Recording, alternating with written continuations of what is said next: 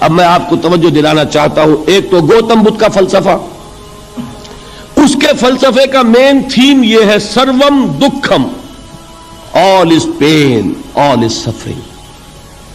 اور اس نے جو بھی اپنی محنت کی یہ تو اللہ ہی بہتر جانتا ہے کہ اسے بعد میں ملا کیا اور کیا نہیں ملا. ایک بات آپ سے عرض کر دوں، گوتم بدھ کے بارے میں ایک بہت جید عالم میرے نزدیک بر صغیر پاک و ہند کے علماء میں جو اس صدی کے علماء ہیں ان میں ان کا بہت اونچا مقام ہے، مولانا مناظر احسن گیلانی رحمت اللہ علیہ. گیلان قصبہ ہے ایک بہار کا، وہاں کے رہنے والے تھے. ان کی زندگی زیادہ گزری حیدرآباد دکن میں، عثمانیہ یونیورسٹی میں استاد رہے. انہوں نے گوتم بدھ کے بارے میں یہ لکھا ہے کہ میرا یہ گمان ہے کہ وہ بھی اللہ کے نبی تھے، اور اس کی دلیل دی ہے. قرآن مجید میں ایک رسول کا ذکر آتا ہے ذوالکفل، اور یہ ذوالکفل وہ ہے جس کے بارے میں ہمیں کچھ پتہ نہیں. قرآن مجید میں بھی ایک جگہ ذکر آیا ہے. نمبر 2 یہ کہ کسی حدیث میں اس کی کوئی ہمیں وضاحت نہیں ملتی، نہ حضور سے پوچھا گیا نہ حضور نے اس کی وضاحت فرمائی. اب یہ ذوالکفل ہے کون؟ تورات میں جو نبیوں کے نام آتے ہیں ان میں سے کسی نبی کا نام ذوالکفل کے آس پاس نہیں بنتا کہ یہ سمجھا جائے کہ یہ اس نام کی بگڑی ہوئی یا بدلی ہوئی شکل بن گئی ہے. تو انہوں نے جو کہا ہے وہ بات وزنی معلوم ہوتی ہے اس اعتبار سے کہ کپل وستو، کپل پے جو ہے وہ عربی میں ہے نہیں، وہ فے بنتی ہے. تو ذوالکفل کے معنی کفل والا، اور یہ کفل جو ہے کپل، کپل والا، جس کو ہم کہتے ہیں کپل وستو کا شہزادہ. تو انہوں نے یہ کہا ہے کہ گوتم بدھ کے بارے میں یہ خیال، یہ میں عرض کر دوں کہ اس کو ہم یقین سے نہیں کہہ سکتے، یہ ان کا گمان ہے، خیال ہے، واللہ عالم کہیں گے ہم، لیکن امکان ضرور موجود ہے. قرآن کہتا ہے وَلِكُلِّ قَوْمٍ ہَادٍ، ہم نے ہر قوم میں ہادی بھیجے. وَإِن مِّن قَرْيَةٍ إِلَّا خَلَا فِيهَا نَذِيرٌ، کوئی بستی ایسی نہیں دنیا میں جس میں کوئی نہ کوئی خبردار کرنے والا نہ آیا ہو. تو یہ ممکن نہیں ہے کہ وہاں نبی نہ آئے ہوں، لیکن ان کی تعلیمات اتنی بدل گئی ہیں کہ ہم ان کو پہچان نہیں سکتے. حضرت مسیح علیہ السلام کی تعلیمات اگر عیسائیوں سے ہم سمجھے تو کبھی بھی انہیں اللہ کا نبی نہیں مان سکتے. یہ تو قرآن مجید میں آ کر حضرت مسیح علیہ السلام کی اصل حقیقت ہمیں پائی، ورنہ تو خدا کا بیٹا ثالث و ثلاثہ ان کو کیسے ہم مانتے ہیں؟ لیکن یہ کہ قرآن نے بتایا تو جان لیجئے ہو سکتا ہے کہ گوتم بدھ بھی اللہ کے نبی ہو، لیکن ہو سکتا ہے کہ درجے میں کہیں گے، یقین سے نہیں کہیں. ناظرین 563 قبل مسیح کہ جب ہندوستان 4 طبقوں میں بٹا ہوا تھا جن میں برہمن، شتری، ویش اور شودر شامل تھے. اس پورے معاشرے پر برہمنوں کا راج ہوا کرتا تھا. زندگی کے ہر شعبے میں برہمنوں کی اجارہ داری قائم تھی، جبکہ سب سے برے حالات شودروں کے تھے جنہیں اچھوت کہا جاتا ہے. ناظرین ان اچھوتوں کو چپل تک پہننے کی اجازت نہیں ہوتی تھی.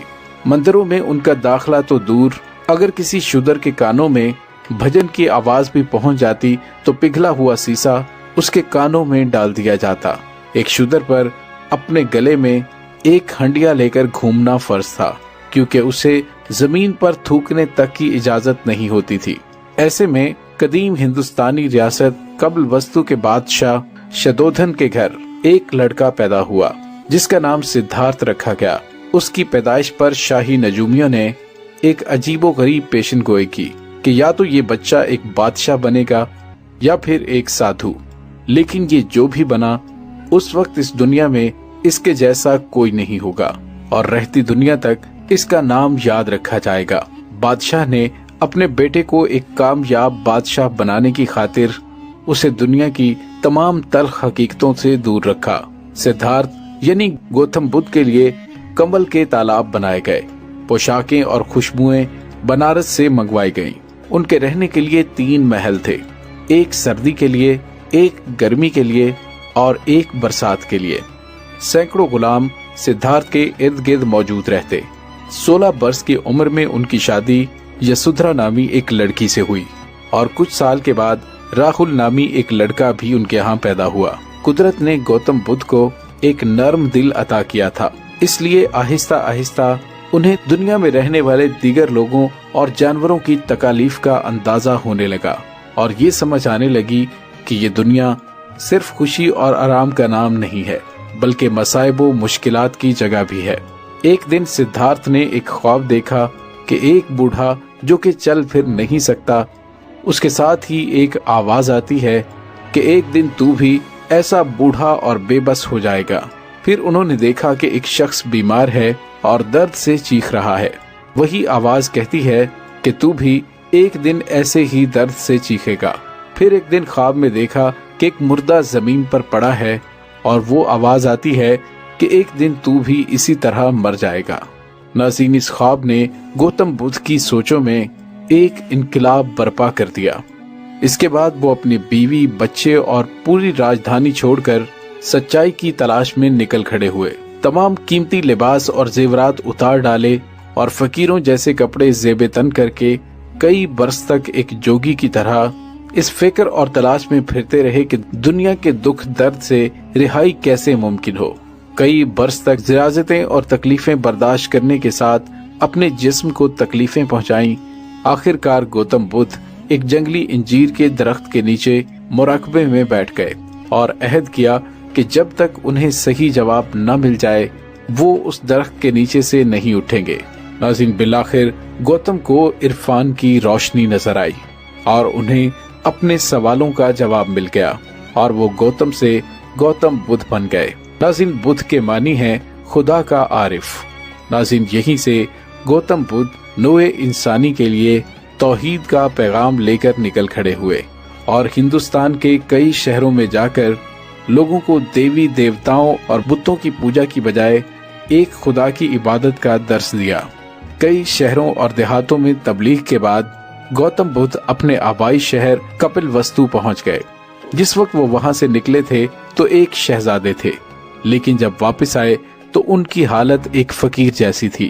وہاں پر بوڑھے بادشاہ یعنی ان کے والد، ان کی بیوی اور دوسری رعایا سب نے آپ کا واز سنا اور ان کے چیلے بن گئے۔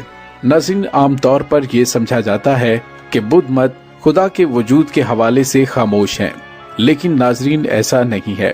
بدھ مت کی کتابوں میں خداوند کا ذکر واضح الفاظ میں موجود ہے، جبکہ گوتم بدھ کی تعلیمات میں نبی رحمت صلی اللہ علیہ وآلہ وسلم کے ظہور کے بارے میں نشاندہی بھی ملتی ہے۔ گوتم بدھ اپنی کتاب گوسپل آف بدھا اس میں کہتے ہیں کہ میں پہلا بدھا نہیں ہوں اور نہ ہی آخری ہوں۔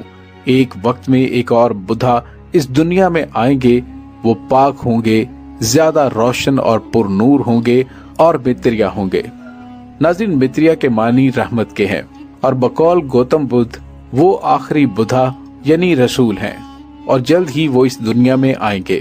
ناظرین، ابتدا میں گوتم بدھ کی تعلیمات خالصتاً توحید پر مبنی تھیں، جس میں معاشرے کے ہر طبقے کو برابری حاصل تھی، چھوت اچھوت کا کوئی نظریہ نہیں تھا۔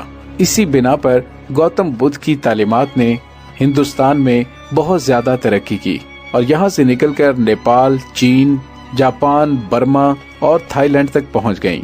حضرت علامہ اقبال رحمۃ اللہ علیہ اپنی ایک نظم میں فرماتے ہیں، قوم نے پیغام گوتم کی ذرا پرواہ نہ کی، قدر پہچانی نہ اپنے گوہرے ایک دانا کی، آہ بد قسمت رہے آواز حق سے بے خبر، غافل اپنے پھل کی شیرینی سے ہوتا ہے شجر۔ ناظرین، آہستہ آہستہ برہمنوں نے بدھ مذہب کی کامیابیوں کو دیکھتے ہوئے گوتم بدھ کو وشنو کا اوتار قرار دے کر ان کی مورتیاں بنوا دیں اور جگہ جگہ پر ان کے مندر تعمیر کروائے۔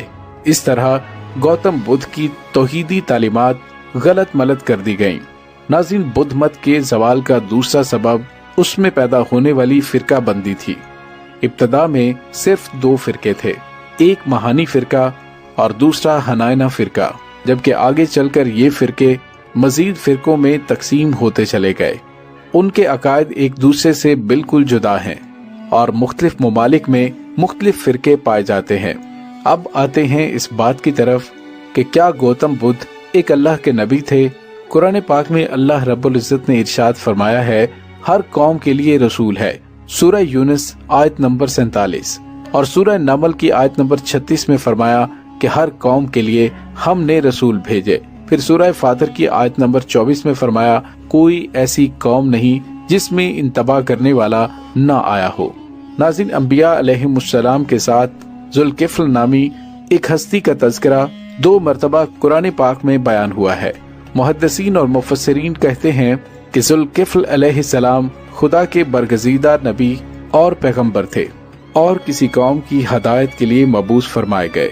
नाज़रीन, इस बारे में हिफ्ज़ुर रहमान सहवारी क़ससुल कुरान में इरशाद फरमाते हैं कि बाज़ मुआसिरीन का ख्याल है कि ज़ुल्किफ्ल गौतम बुद्ध का लक़ब है, इसलिए कि उनकी दारुस्सल्तनत का नाम कपिल था, जिनका अरबी तलफ़्फ़ुज़ कफल होगा और अरबी में लफ्ज़ ज़ू साहिब और मालिक के इस्तेमाल होता है, इसलिए यहाँ कपिल के मालिक और बादशाह के लिए ज़ुल्कफल कहा गया। मुआसिरीन का ये भी दावा है कि गौतम बुद्ध की असली तालीम तौहीद और हकीकी इस्लाम की ही तालीम थी और उसकी मौजूदा शक्ल सूरत दूसरे अदियानों मज़ाहब की तरह मस्ख कर दी गई।